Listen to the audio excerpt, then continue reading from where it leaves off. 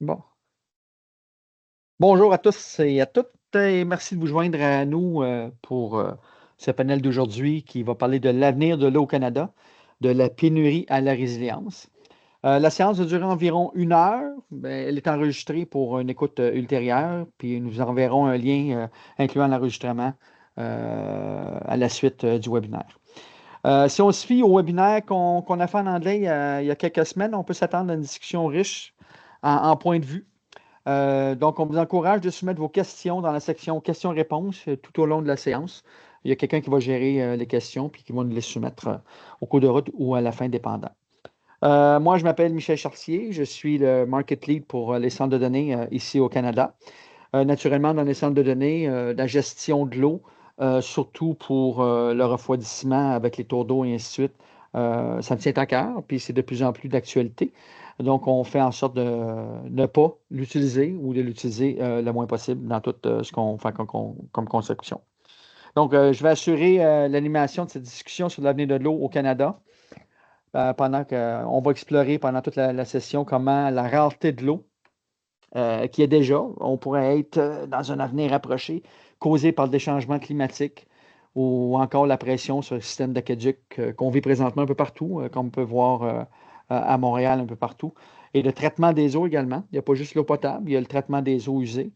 Et de voir comment tout ça transforme notre façon de penser l'eau différemment pour la préserver et la réutiliser. Au Canada, on pense que l'eau est abondante, notamment parce que le pays détient environ 20 des réserves mondiales d'eau douce. Mais ce qu'il faut comprendre, c'est d'abord que seulement une partie de cette eau-là est renouvelée annuellement et qu'une grande portion de ce 20%-là est située là où personne ne vit. Donc, c'est pas vrai qu'à côté des gros centres, c'est parce que tu vas te construire quelque part à l'extérieur, que tu vas avoir un tuyau d'eau pour t'amener de l'eau potable chez toi, que ce soit pour ta résidence ou même pour des industries. On peut aussi parler des contraintes opérationnelles qui sont bien réelles en matière d'utilisation de l'eau dans les industries et les collectivités. Ces contraintes-là sont dues en partie au changement climatique, mais aussi à l'augmentation de la demande, au vieillissement des infrastructures et aux exigences accrues en matière de qualité de l'eau et de traitement des eaux également pour faire en sorte qu'on dessert de mieux en mieux la population. Le fait est que ces pressions existent déjà sur le système et influencent les décisions liées à notre avenir hydrique, parfois en favorisant l'innovation ou en démontrant des solutions pouvant être mises à l'échelle. C'est précisément sur ces éléments que nous allons concentrer la discussion aujourd'hui. Par exemple, dans Orange County, en Californie, les eaux usées sont désormais traitées à un niveau de pureté tel qu'elles sont réintroduites dans le système et utilisées dans différents secteurs. Le Canada amorce aujourd'hui cette même transition.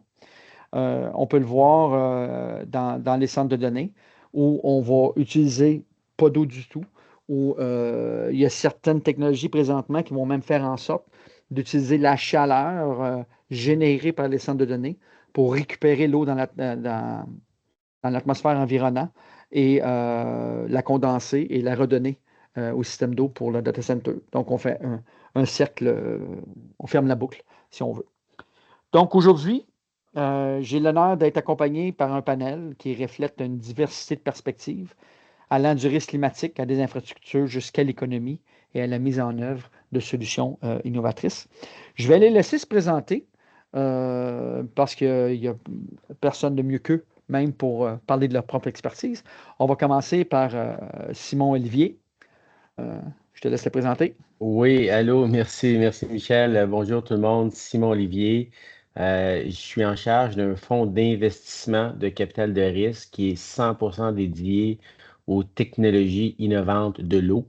Donc, on est le premier et encore le seul fonds canadien dédié au secteur de l'eau. Puis, j'ai un historique, j'ai passé 20 ans de ma carrière avec General Electric dans différents business ou divisions, principalement au niveau de l'investissement, donc avec G Capital, mais aussi avec Renouvelable. On a créé la filière éolienne au début des années 2000.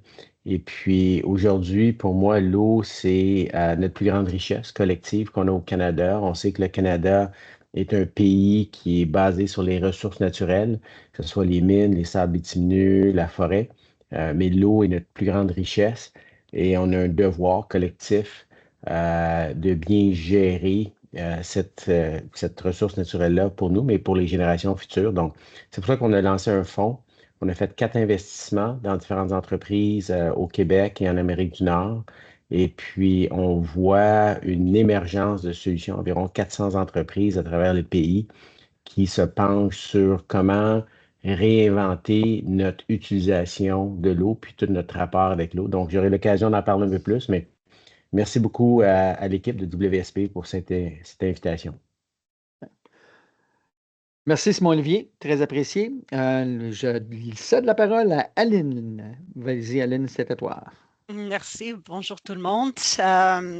Aline Bennett, je suis à Vancouver et merci beaucoup pour l'occasion de vous joindre aujourd'hui pour pratiquer mon français. Je gère l'équipe nationale de risque climatique et résilience à WSP. Et notre équipe a l'expertise en évaluation des risques climatiques, des systèmes d'eau, des infrastructures. Et on fait ça à travers le Canada et au mondial.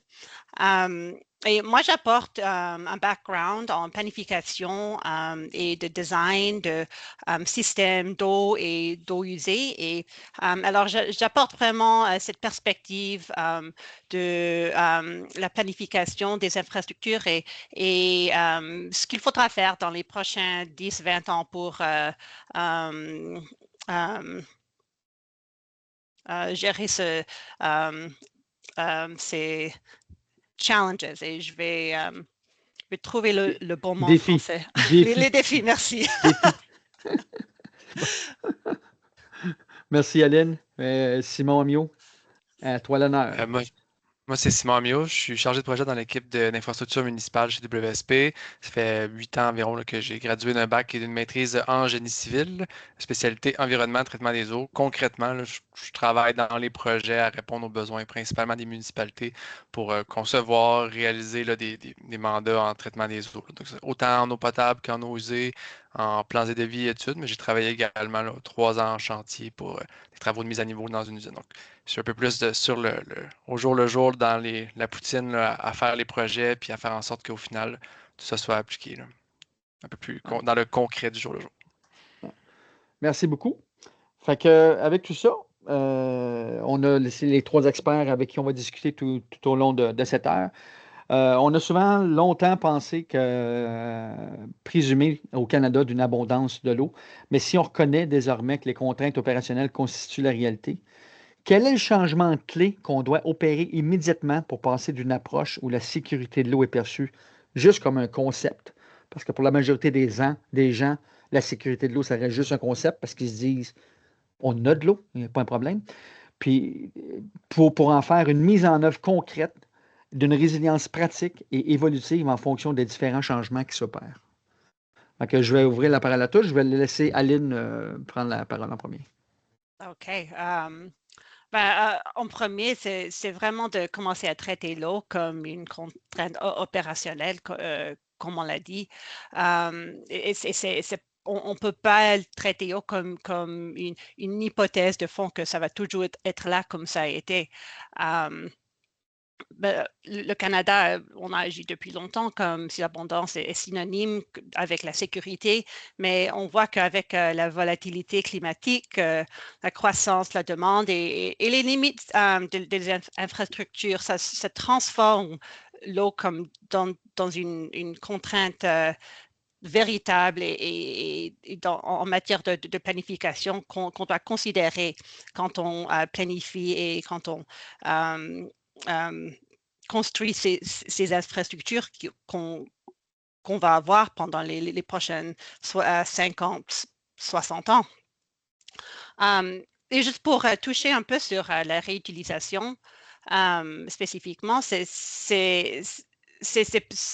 on va parler un peu de ça, mais ce n'est pas un problème technique. On a toute la technologie pour faire la réutilisation, pour en avoir assez, mais c'est vraiment des contraintes économiques, de mentalité, de règlement, d'adaptation. Alors, beaucoup d'enjeux très, très intéressants qu'on va en parler un petit peu plus. Alors, je vais juste fermer sur le point que c'est vraiment de changer les mentalités à travers le Canada et vraiment devenir les gardiens de l'eau, stewards, comme on dit en anglais.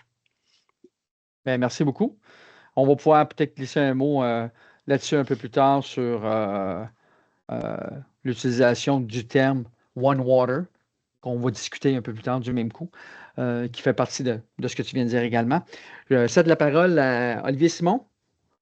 Simon Oui, Olivier, désolé. Simon Olivier, désolé. oui, il n'y a pas de souci, Michel. Moi, je me dois de parler du côté économique de l'eau parce que Oui, je suis en charge d'un fonds d'investissement. Donc, la question, qu'est-ce qu'on doit faire? Ben, je pense qu'on doit vraiment valoriser l'eau pour ce qu'elle vaut. Donc, il y a un disconnect en ce moment entre le prix, la valeur et le coût de l'eau. Donc, le coût, ben, c'est un coût sociétal. Donc, tout le monde, toute la société paie pour l'eau via les taxes, les impôts, etc., malgré que l'utilisation n'est pas faite de la même façon pour tous les habitants ou les résidents du Canada. Donc je pense quand on regarde l'eau comme un intrant dans les processus manufacturiers ou industriels, tout comme l'électricité l'est, doit être mieux valorisé, puis il doit avoir un juste prix pour l'utilisation de l'eau. Parce qu'en ce moment, il n'y en a pas, puis c'est ça qui crée un débalancement. Puis, à long terme, on va avoir une dette hydrique par rapport à la surutilisation, surcontamination de l'eau. Et que, en ce moment, si je regarde, puis je sais que WSP travaille dans le secteur minier, puis je ne veux pas trop être partir d'une controverse, mais il y a certaines compagnies minières qui aiment mieux payer les pénalités reliées aux surverses, à la surcontamination, que de régler le problème à la source. Donc, en bout de ligne, puis c'est ce que je dis, c'est qu'on crée une dette qu'on va laisser aux autres générations. Donc, je pense que c'est un test de leadership. C'est pas populaire, par contre, il n'y a aucun gouvernement dans le monde qui a été élu sur dire on va faire de la tarification de l'eau. Puis j'étais au Festival Solutions climatiques ici à Montréal il y a 2 semaines. Et puis, on parlait qu'au Québec, on n'a pas de compteur d'eau en grande partie. oui. Et les gens qui venaient d'Europe, des États-Unis, m'ont regardé avec des yeux gros comme ça, tombaient en bas de leur chaise. Ils ont dit, dans quel monde que vous vivez? Là, j'ai dit, ouais, ben, c'est la réalité. Donc, ce qui doit être fait, meilleure valorisation de l'eau en termes d'adéquation, valeur, prix et coût. Merci beaucoup. Simon Amiot, ton De opinion? notre côté, on voit, Amio, pas de problème. De notre côté, on voit beaucoup là, de projets qui sont pris en fait de manière séparée, là, autant en eau potable, puis en parallèle, il y a un autre projet qui est en eau usée. Et là, les villes ont des besoins de croissance. Leurs infrastructures commencent à dater soit des années 70, 80, 90. Donc là, il y a des besoins de mise à niveau de certaines de ces infrastructures-là. Puis en les mettant à niveau, les villes nous demandent, mais est-ce que c'est possible de rajouter de la capacité de production? On veut rajouter des logements, on veut développer, etc. Et là, rapidement, on arrive à certaines contraintes de coûts par rapport à c'est quoi les choix technologiques qu'on peut faire pour permettre d'aller chercher le niveau de traitement requis, mais également d'augmenter la production. Donc, par exemple, je travaillais sur un projet où on refait l'usine de l'intérieur sans avoir à regrossir cette usine-là, mais ça représente là, des coûts énormes là, pour cette municipalité-là à investir pour pouvoir y arriver, puis arriver à faire des agrandissements qu'elle a besoin. Puis au final, je pense qu'un des changements qu'il faut qu'on change, c'est comme tu mentionnais la question de One Water, il faut commencer à prendre en compte l'eau dans son cycle global en termes de production, donc de considérer les différentes sources d'eau pour peut-être arriver à trouver des solutions là, qui sortent un peu du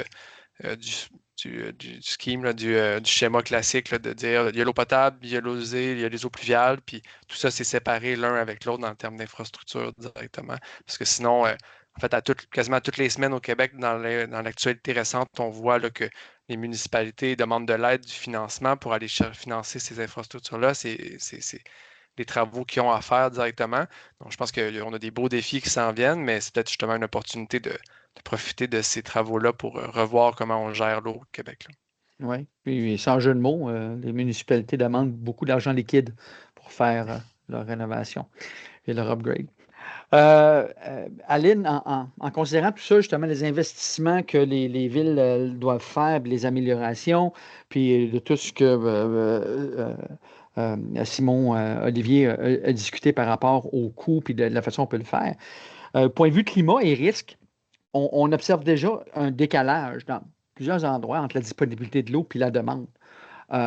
Puis c'est quoi les implications pour notre façon de planifier pour l'avenir?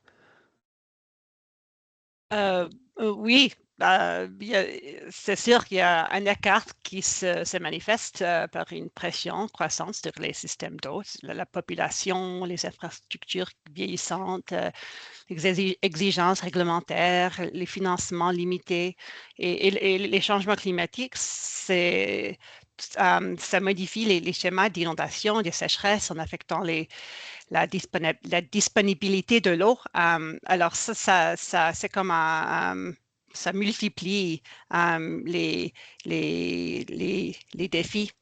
Et vraiment à l'échelle mondiale, on observe les chaleurs extrêmes. On vit ça à plusieurs parties du Canada et on voit ça en Europe en ce moment.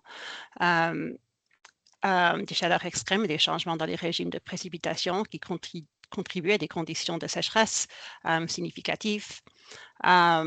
Et au Canada, on a cette idée qu'on est riche en eau. On observe des signaux de rareté de nombreuses régions avec des sécheresses estivales. Colombie-Britannique, en ce moment, on est au niveau 3 de restrictions déjà, très tôt en saison, à cause du manteau neigeux hivernal qui est en fait un réservoir pour la région. Alors, on voit plusieurs indicateurs à travers le Canada et globalement. Alors, vraiment, pour moi, cela signifie vraiment une approche de planification plus intégrée. On peut pas planifier ce qu'on va faire dans les prochaines 20 ans sur les hypothèses historiques. On doit être très future ready. On doit regarder à l'avant. L'approche One Water, où on s'enlève de nos silos. Yeah. Ou nos C'est pas barils. Dans le le cas de mot l'eau, on pourrait parler de français. barils. 3 barils. Oui, OK. Les barils d'eau. Nos barils, eau potable, eau usée, eau pluviale.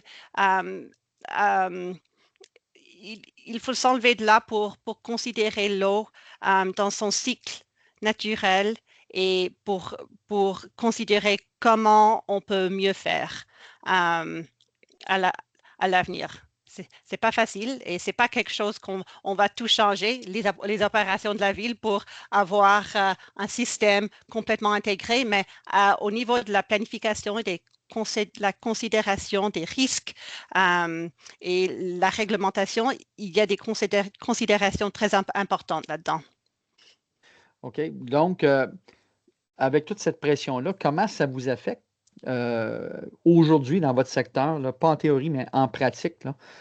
Comment ça change vos décisions ou quelles contraintes vous êtes imposées pour travailler, puis à quoi vous faites face dans les projets actuels? Mettons Simon Amiot pour les municipalités. Comment tu On avances voit ça? là, des types de projets, dans le fond, qui sont adaptés dont les besoins doivent être adaptés par rapport au changement climatique. Là. Le premier type qui me vient en tête, c'est qu'il y a des variations du niveau des cours d'eau qu'on voit au Québec. Il y a plusieurs des prises d'eau pour les prises d'eau potable qui sont installées dans ces cours d'eau-là, mais ça oblige dans certains cas là, à devoir refaire ou à modifier les prises d'eau et ça amène là, des changements, par exemple, des problématiques qu'on ne voyait pas avant. Donc, par exemple, si le niveau d'eau descend trop bas, des fois, on peut voir à ce moment-là l'apparition de ce qu'on appelle le frasile, ce qui n'était pas quelque chose qu'on voyait nécessairement dans cette prise d'eau-là avant, mais là, ça vient colmater en hiver la prise d'eau. Donc, il faut trouver et développer des systèmes pour arriver à permettre de continuer le captage d'eau malgré ces conditions-là. Donc, c'est des genres de projets qu'on voit. En eau usée, il y a aussi là, des projets de bassins de rétention. Là. Par exemple, la Ville de Montréal annonçait début juin des bassins de rétention de 15 000 mètres cubes. Donc, c'est 15 millions de litres à peu près. Là. Donc, c'est assez énorme comme infrastructure pour pouvoir tamponner là, l'effet des pluies trop grandes et réduire les surverses dans l'environnement. C'est des ouvrages qui sont énormes à installer dans les villes. Puis, j'ai entendu dans certains projets là, des valeurs de bassin de rétention qui pouvaient être 4 fois plus gros que ceux-là. Donc, c'est assez costaud là, quand on parle d'infrastructure. Puis tout ça, c'est encore une fois des investissements.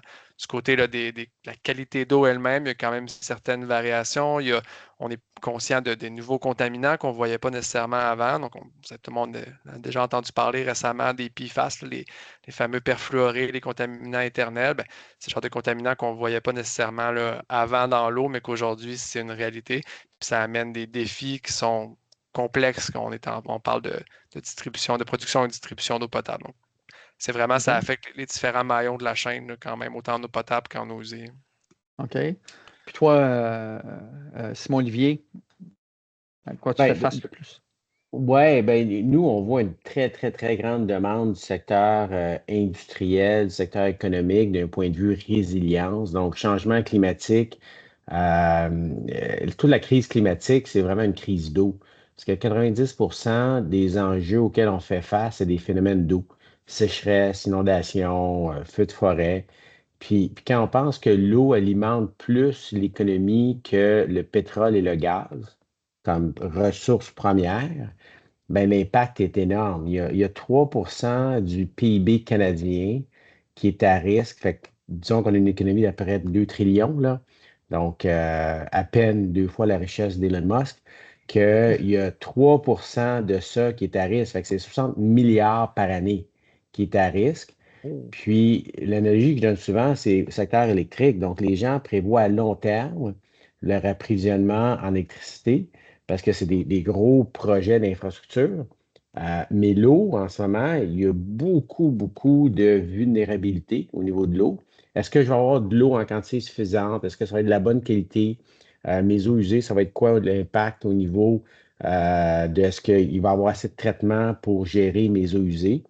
Donc, on voit beaucoup, beaucoup de technologies de ce côté-là pour amener ce qu'on appelle la résilience. Fait que le mot-clé ici, là, par rapport au changement climatique dans l'eau, c'est comment construire et investir dans la résilience à moyen et à long terme, parce que les gens n'ont pas le choix dû au contexte dans lequel on vit.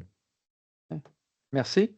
Aline, as-tu quelque chose à ajouter par rapport à des projets sur lesquels tu travailles, puis à quoi vous êtes confrontés? Ouais, je pense que cette question de résilience, on voit beaucoup d'intérêt dans les projets de réutilisation de l'eau. Mais ces projets-là sont assez complexes au niveau municipalité. Alors, je pense qu'on va continuer à voir cet intérêt et on devra voir plus d'implantation, implementation de ce genre de projet. L'autre type de projet qu'on commence à parler beaucoup vraiment sur l'axe de la résilience, c'est les solutions basées sur la nature, vraiment pour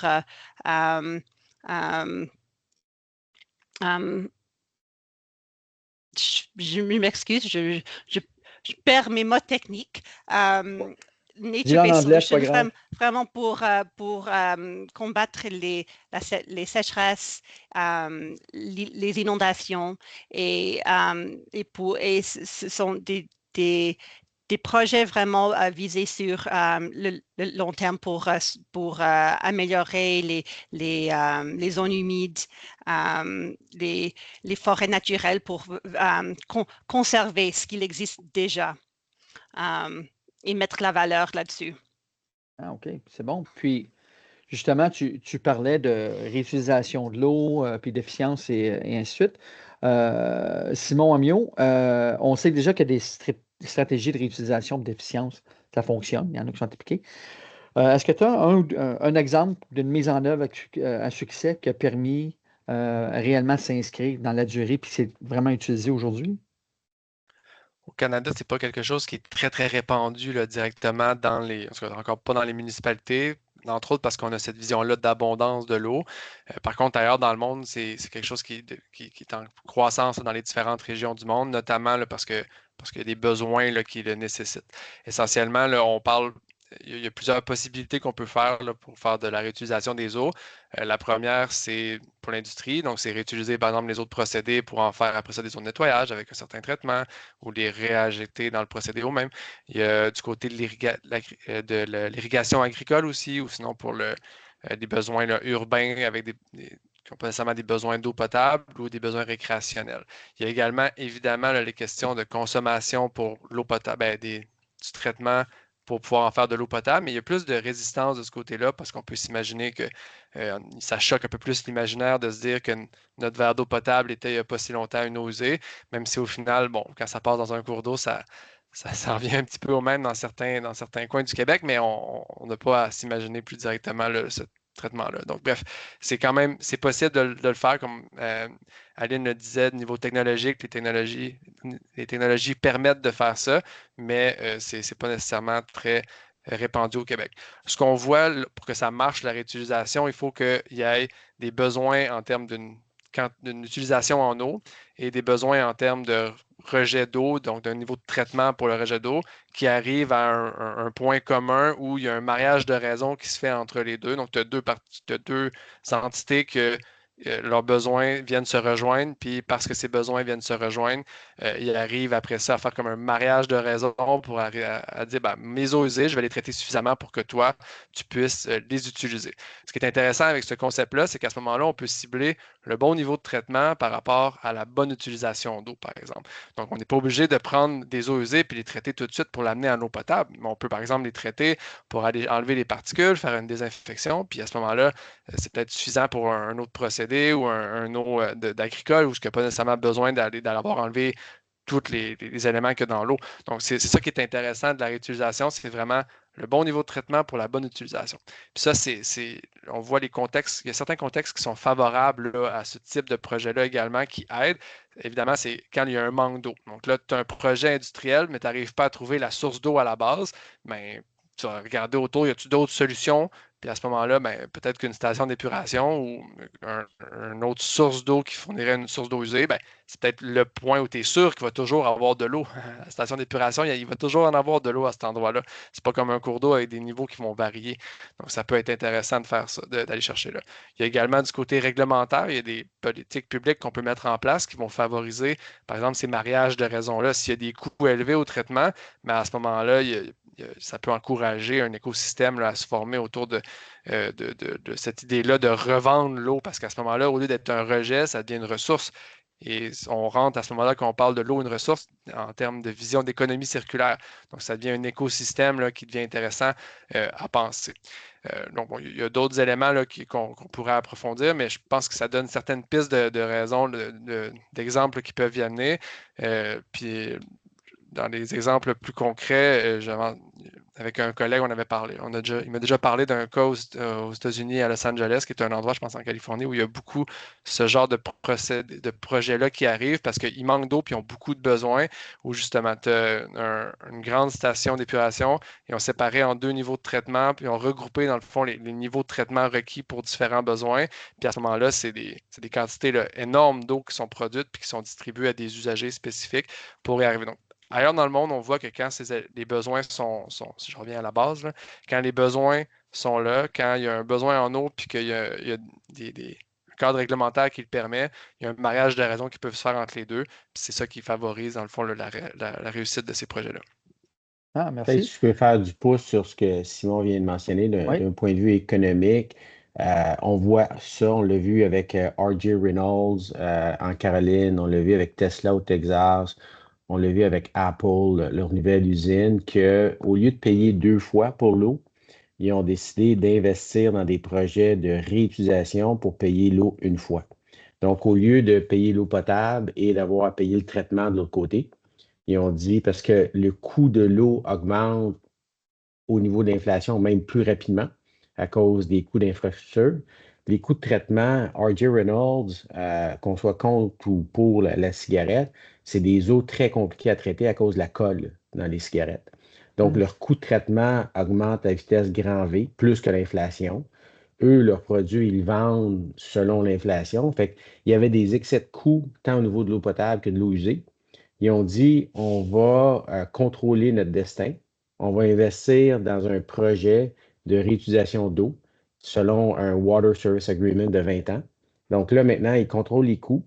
Ils payent une fois au lieu de payer 2 fois pour l'eau. Fait qu'on on le voit de plus en plus à travers le monde que les gens investissent dans ce que je parlais tantôt, la résilience, mais avec une valeur ajoutée au niveau économique.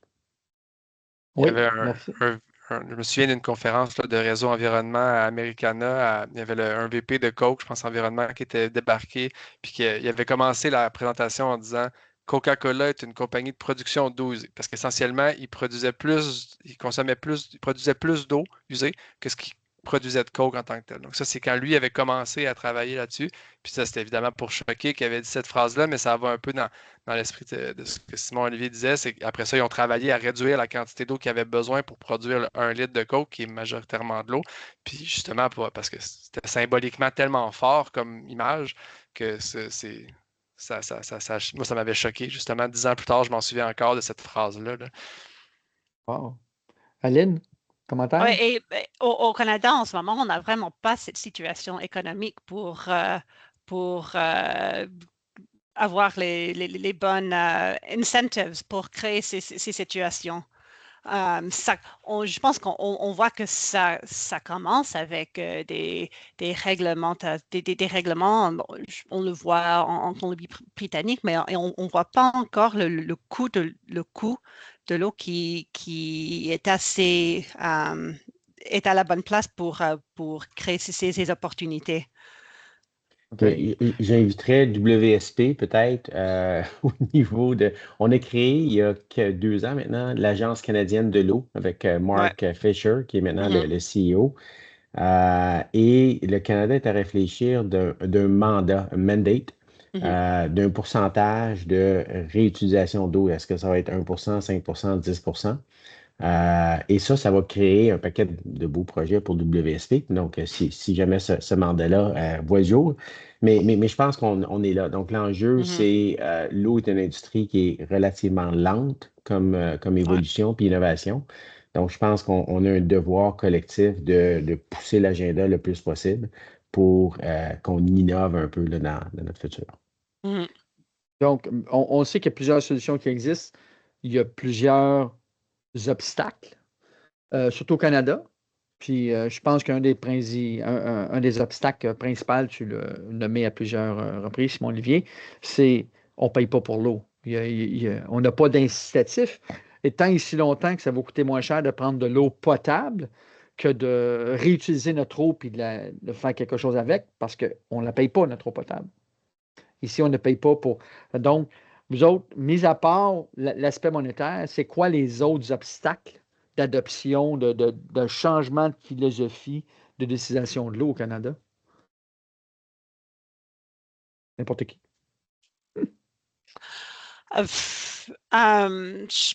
Je pense qu'il y a, il y a quelques enjeux. Je pense pas qu'on est toujours, on n'a pas toujours la même compréhension partagée du problème. Parce que l'eau, c'est très local, régional. Et on n'a pas toujours les bonnes données pour vraiment comprendre. On a combien d'eau on utilise, combien on en a besoin de combien. Alors, il y a une écart de données. Je pense qu'on peut, et je pense qu'il y a beaucoup d'opportunités de résoudre ça avec les nouvelles technologies de AI, avec les centres de data qui utilisent de l'eau. Alors, c'est intéressant comme sujet avec un peu de irony attaché à ça. Euh, et je pense qu'il y avait un autre point, mais en effet, la réutilisation en ce moment, ça peut être implanté quand ça résout une vraie contrainte, pas quand c'est juste une bonne idée. Alors, je pense qu'on est presque là. On voit que ça arrive et il faut mettre les solutions en place avant que ça arrive. Parce qu'on OK. voit ce qui se passe aux États-Unis et autres pays. OK. Oui, je pense qu'il y a deux éléments. Il y a autres, là, ceux qu'on a parlé, donc le coût, on en a parlé, réglementation, politique, on en a parlé, mais je pense que c'est au niveau de l'éducation des gens, de bien comprendre quels sont les impacts. Puis on paye pour notre eau potable, mais c'est caché dans nos taxes municipales, dans nos taxes au niveau de nos impôts, etc. Puis les gens n'ont pas nécessairement cette conscience-là. Fait que je pense qu'il y a beaucoup d'éducation à être faite de ce côté-là, communication, éducation. Puis aussi, ce que j'appelle mettre ses culottes. Parce que en ce moment, tu sais, si on regarde au Canada, on dépense plus pour de l'eau embouteillée qu'on investit en innovation dans le secteur de l'eau. Donc, c'est quand même un paradigme qui est choquant. Puis, quand on regarde les grandes bannières, puis je vais nommer Métro, là, parce qu'on est peut-être plus local ici, là, donc l'épicerie, qui avait, il y a 4 ans, qui ont dit, on va éliminer les bouteilles d'eau de nos tablettes. Donc, on va faire un gros geste environnemental, on va éliminer les bouteilles d'eau. Et quand ils sont arrivés à l'analyse des marges de profit, c'était un des produits qui leur apportait le plus de marge. Donc, le CFO, il a dit non, non, non, non, non, on ne fait pas ça. On les garde, les bouteilles d'eau, parce que ça amène du trafic, puis ça amène des marges. Donc, mais on sait que c'est pas bon pour l'environnement. Puis Simon Ouimet parlait de Coca-Cola avec Dasani, là, leur compagnie qui a une bouteille de l'eau municipale en réalité, là, qui revendent, Oui, qui ça, package. ça. Ah, Donc c'est vraiment une question d'éducation, puis c'est des choix sociaux qu'on fait. Donc, la société va pouvoir dicter un petit peu là, tant au niveau politique qu'au niveau commercial. Tu sais, on dit que notre plus grand pouvoir, c'est le pouvoir d'achat. C'est pas notre pouvoir d'électeur, c'est plus notre pouvoir d'achat. Puis je pense qu'on est rendu là parce que si on ne le fait pas nous autres, c'est clair qu'il y en a d'autres qui vont le faire pour nous, que ce soit nos voisins du Sud, ils vont s'occuper de notre eau avec un grand plaisir. Nos voisins du Nord, la Russie, ou nos voisins de l'Ouest, la Chine, qui vont s'en occuper avec un grand, grand plaisir. Fait que je pense que c'est un devoir collectif, puis ça commence par l'éducation, puis leadership ou mettre ses culottes là, pour prendre les bonnes décisions. merci beaucoup. Simon, Amio, Il y a un Simon? autre enjeu qu'on n'a pas encore parlé, qui est important quand même quand on prend la réalité du Québec. C'est qu'au Québec, il y a à peu près 700 municipalités de moins de 2000 habitants. C'est quand même beaucoup de personnes, ça, mine de rien, qu'il faut quand même arriver à desservir en eau potable, en eau usée. Ça ne demande pas donc une solution non plus qui est one size fits all, là, qui serait unique à toutes les applications. Puis ces municipalités-là, par exemple, doivent avoir des solutions qui sont plus extensives.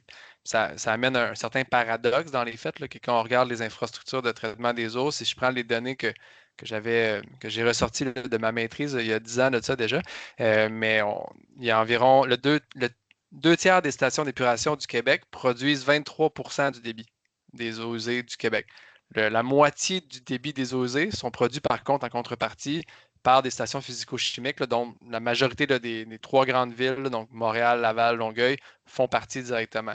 Donc, on a, en d'autres mots, là, une concentration des débits du Québec dans les grandes villes, dans quelques stations d'épuration, mais il y a un nombre d'infrastructures énormes à desservir que chacun, si on veut aller améliorer, par exemple, du côté du traitement des eaux usées, le niveau de traitement, mais ça demande beaucoup d'investissements localisés, aussi après ça, beaucoup de maintenance, des ressources qualifiées dans différentes régions du Québec. Donc, c'est quand même des défis qui sont pas nécessairement simples pour arriver à assurer un accès à l'eau et un accès au traitement des eaux aussi, donc pour maintenir l'environnement à long terme adéquat là, en tant que tel. C'est un défi, je trouve intéressant là, à mettre en perspective.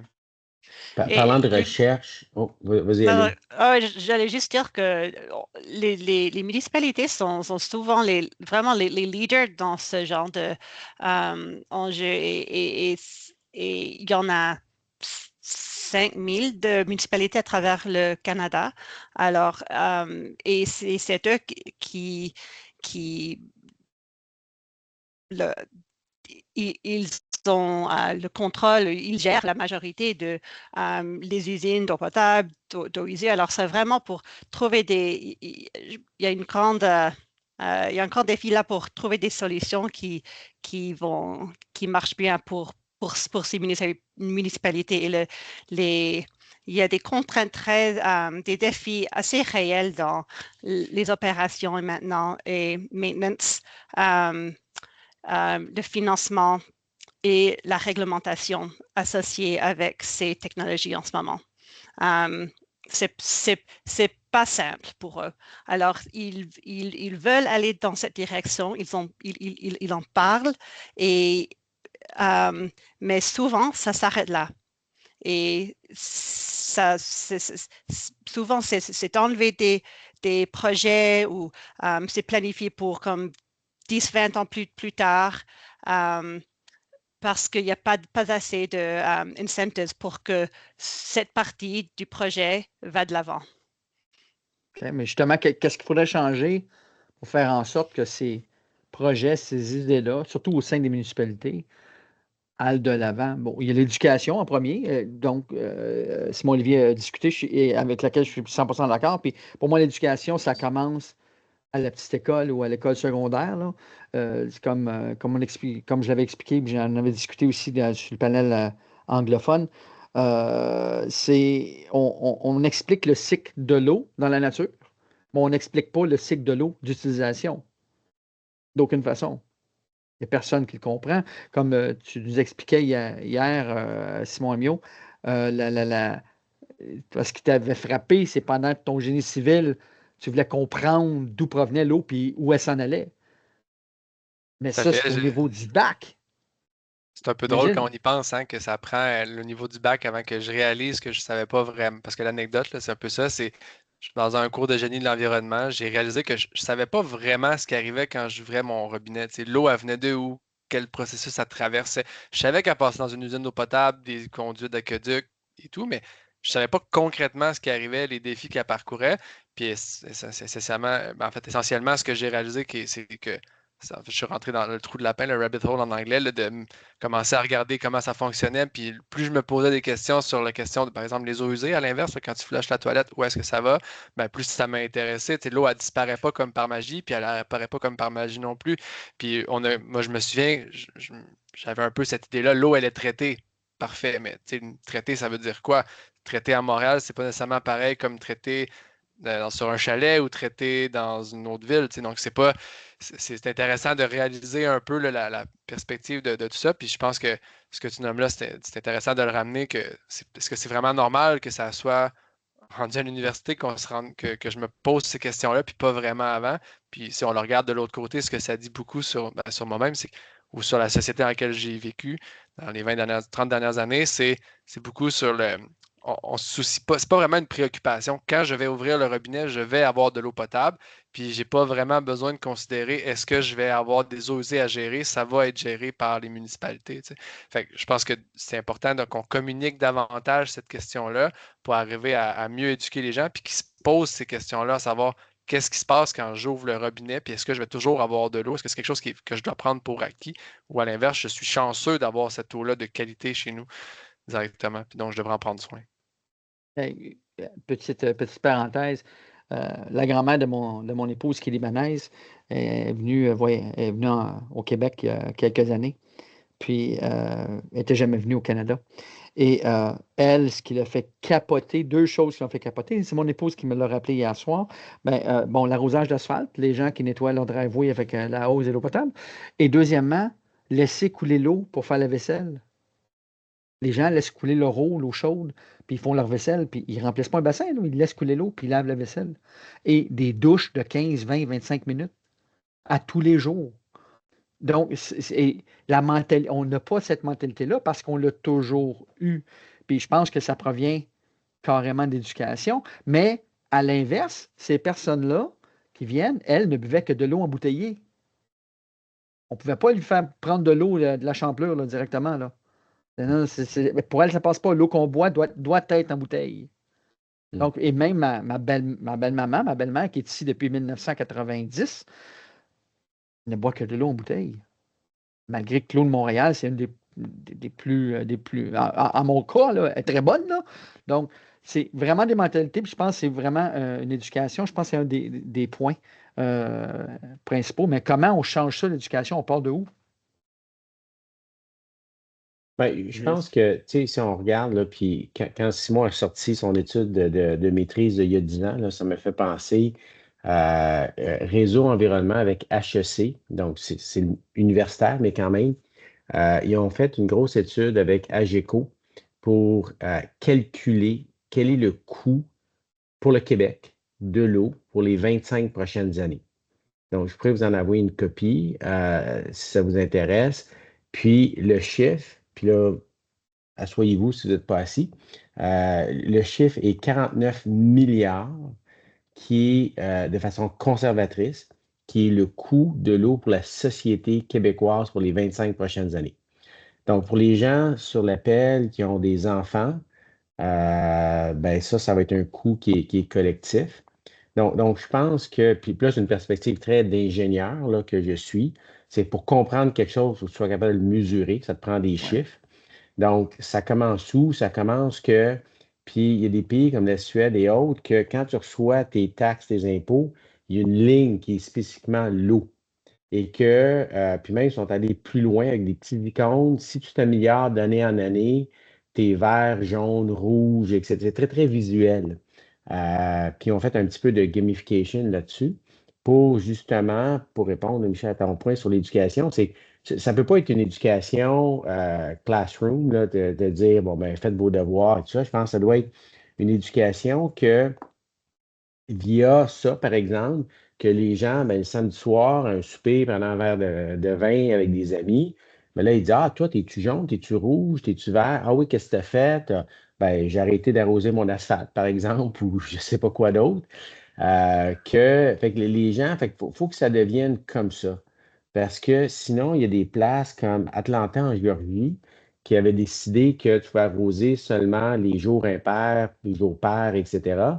Les gens qui sont ultra riches payaient l'amende. Donc là, ils ont été obligés de dire, bon, ben, après 2 amendes, ben, on vous met en prison pour 24 heures. Donc là, c'était comme majeur, mais il ne faudrait pas se rendre là. Fait que c'est pour ça qu'il y a des façons plus ludiques de le faire pour l'éducation, pour que les gens prennent conscience. Fait l'éducation, c'est plus la conscientisation de l'importance de l'eau puis les impacts. OK. Aline, quelque chose à ajouter?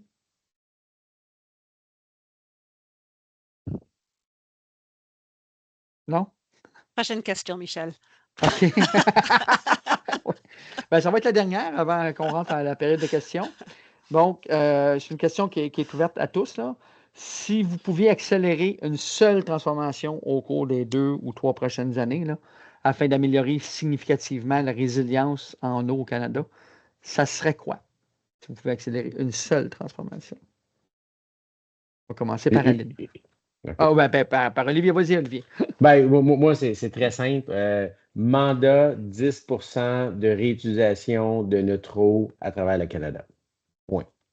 Ah, donc, une obligation de réutiliser 10 de l'eau que tu rejettes pour la réinjecter dans ton Pour les réseau grands d'eau. utilisateurs. Fait qu'on Pour les grands regarde les utilisateurs. minières, tous les grands industriels en énergie, en manufacturing. Donc, c'est sûr que c'est pas monsieur, madame, tout le monde, là, mais les grands utilisateurs canadiens, puis pour avoir un threshold là, de X nombre de mètres cubes par année, tu es obligé de 10 de réutiliser ça. Ah, ça fait du sens. Simon Amiot? Je pense qu'il faut plus en parler dans le contexte public, là, donc de continuer dans la lignée qui est en train d'arriver, mais je pense pas que ça doit être une question qui est éphémère puis qui est juste un cycle électoral ou quelque chose comme ça. Je pense que c'est les enjeux comme la ville de Montréal en ce moment où ils ont demandé à leur population de réduire la quantité d'eau consommée parce qu'ils ont des gros travaux à faire, je pense que c'est sur l'usine Atwater en ce moment, mais je pense que de genre de questions comme ça, il faut que ça revienne, il faut que ça soit su, il faut que les gens comprennent c'est quoi les investissements, c'est quoi que ça veut dire. Les coûts les travaux qu'on doit faire dans les infrastructures, puis les coûts que ça représente, parce que pour comme ça, essayer de sensibiliser davantage là, à la question de l'eau, puis que c'est pas magique, un peu tout ça. Là. Donc, c'est d'en parler plus. OK, merci. Aline, c'est toi qui as le dernier mot. Je suis d'accord avec tout ce qui a été dit et je vois ça vraiment comme un système avec pas de silver bullets et il faut comprendre comme les enjeux à travers le cycle et le système. Et moi, je vais faire ma recommandation tout au début du cycle d'eau et c'est vraiment pour mieux gérer les impacts du changement climatique et de travailler sur la dégradation des bassins versants et les milieux humides et mettre beaucoup d'efforts sur ces solutions à grande échelle pour protéger et restaurer ces milieux naturels pour vraiment retenir l'eau dans le paysage parce que ça coûte moins cher que le béton. Ah oui, c'est bon. Vu comme ça. Mais je remercie les panélistes. Merci beaucoup à vous trois. Est-ce que vous auriez quelque chose que vous aimeriez ajouter ou on peut peut-être passer aux questions, s'il y a eu des questions? Peut-être rapidement, un élément qu'on a mentionné tantôt, là, puis pour conclure, je pense que ça serait intéressant aussi de revenir sur ça. C'est la question de One Water. Là. Oui, Essayer oui. de revenir à cette idée-là aussi qu'il y a de l'eau, c'est de l'eau, puis que ça soit de l'eau potable, des eaux usées ou de l'eau pluviale, ultimement, ça reste une seule ressource. Puis si on pouvait la considérer dans un cycle global, donc, pour faire un peu de pouce sur ce qu'Aline a dit en général, puis pour conclure avec la question du mandat de réutilisation que Simon Olivier parlait, je pense que c'est quand même un peu intéressant. Donc, cette notion-là de One Water dans la vision de l'eau en général, ce serait bien. Je pense que c'est un bon moment dans l'histoire du Québec ou du Canada pour arriver à revenir à cette base-là. Ouais, mais c'est toi, Olivier Simon, qui disait au dernier panel qu'il y avait une étude qui avait été faite qui démontrait que des grands lacs jusqu'à la sortie, à l'embouchure du fleuve, une molécule d'eau était utilisée 7 fois, ou quelque chose dans le style, là? Était bu par 7 personnes différentes. OK. Donc, quand on parle de réutilisation de l'eau, on réutilise déjà, mais via la nature, donc c'est une bonne chose. Mais les gens, puis comme Simon disait, Mio, que quand tu tires la chasse de la toilette, ça ne disparaît pas par magie. Il n'y a pas de magie, là. C'est comme, à un moment donné, cette molécule-là va réapparaître quelque part d'autre. Fait que les gens doivent être conscients de ça. Je peux te dire que c'est pas de la magie. Ça m'a coûté au-delà de 40 000 mon système d'épuration au chalet. Et toute l'eau s'en retourne au lac. Ouais. C'est bien correct. Est-ce qu'il y a des questions? Laïla? Pas Laïla. Voyons. Zena, est-ce qu'il y a des questions?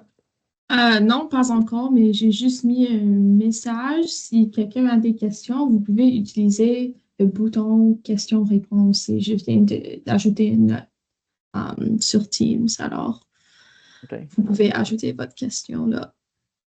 Fait que, d'un point de vue WSP, je ne sais pas si vous avez des newsletters, des infolettes que vous envoyez à vos employés. Mais il y a tellement de fun facts, là, de faits intéressants par rapport à l'eau.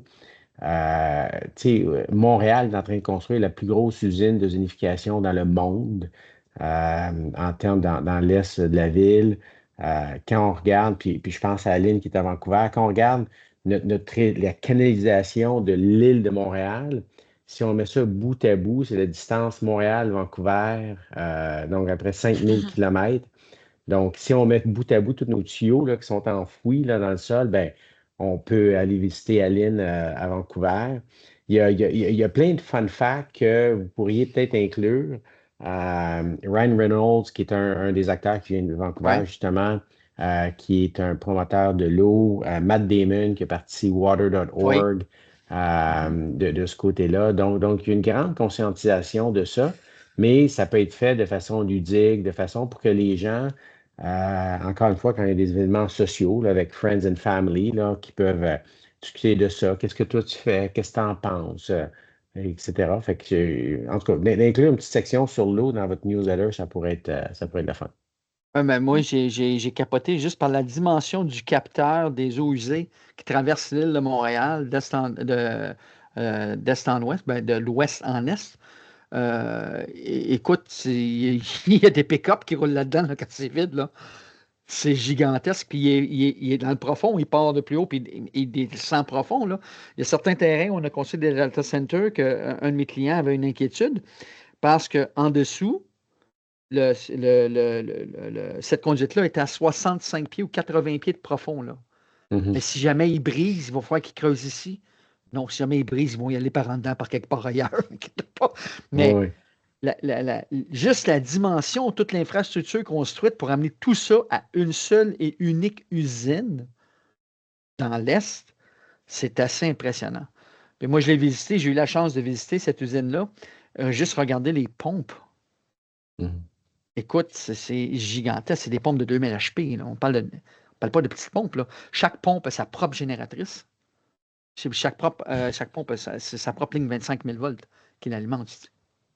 Wow! C'est incroyable. Il y a beaucoup d'énergie pour Qui dit mise à prendre l'eau niveau de des point A à point infrastructures, B. il y a tout le temps avec une mise à niveau d'une infrastructure de traitement d'eau, des mises à niveau de la puissance avec aussi. Là. Ça va de pair ensemble, là, justement, là, cette question-là, parce que ça prend beaucoup d'énergie quand même aussi. Là.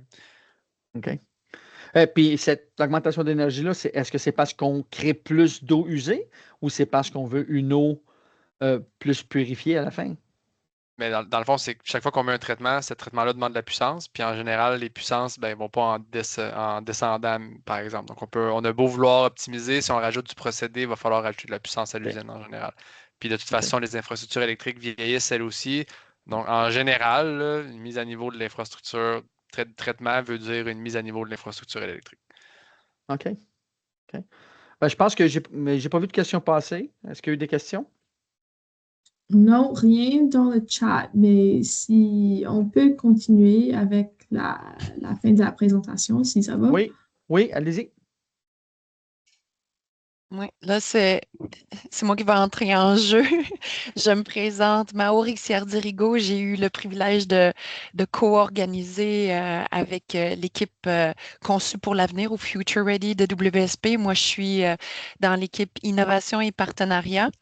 Et puis, je suis désolée pour certaines personnes. Là, on a repoussé 2 fois le webinaire. On attendait, il y avait des panélistes qui se sont désistés, tout ça, mais on est bien content. Tout le monde n'a pas pu participer, mais on va faire on va faire circuler, on va envoyer un email avec l'enregistrement de ce webinaire-là, avec une publication de WSP, dans le fond, qui est sur la résilience à l'égard de l'eau pour bâtir un avenir durable, dans lequel l'équipe de Conçu pour l'avenir a développé 10 stratégies innovantes pour s'aligner justement sur leur approche, l'approche conçue pour l'avenir, en prévision du futur des ressources hydriques qui sont limitées au Canada puis ailleurs dans le monde.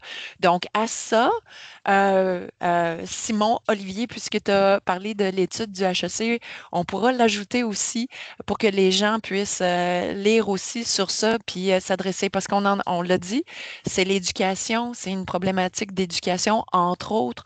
Et puis, WSP va essayer on va dire, de s'attaquer à ça.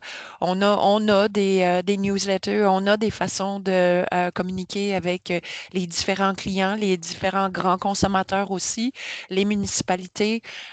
Donc, c'est clair qu'on va essayer de les atteindre, d'aller les rencontrer individuellement ou en groupe pour discuter de cette problématique-là de l'eau et des solutions qui existent aussi. Alors voilà, c'est là-dessus qu'on va terminer le webinaire. Puis un grand merci à nos panélistes et plus spécialement, je dirais Simon Olivier, qui est invité sur le panel et qui a eu la gentillesse de se prêter au jeu et de nous transmettre ses connaissances, surtout au sujet de l'économie de l'eau et puis de l'investissement qu'on doit faire dans ce milieu-là. Alors, c'est super intéressant. Il y a ici la dernière slide, c'est déjà pour remercier tous les participants au webinaire. Et il y a ce code QR-là pour les rétroactions si vous en avez. Alors, encore une fois, je vous remercie et je vous souhaite une bonne continuation, bon été. Faites attention à votre consommation en eau et à la prochaine. Merci, là. Merci beaucoup. Bonne journée. Merci, au revoir. Bye. Bye. Bye. Merci beaucoup.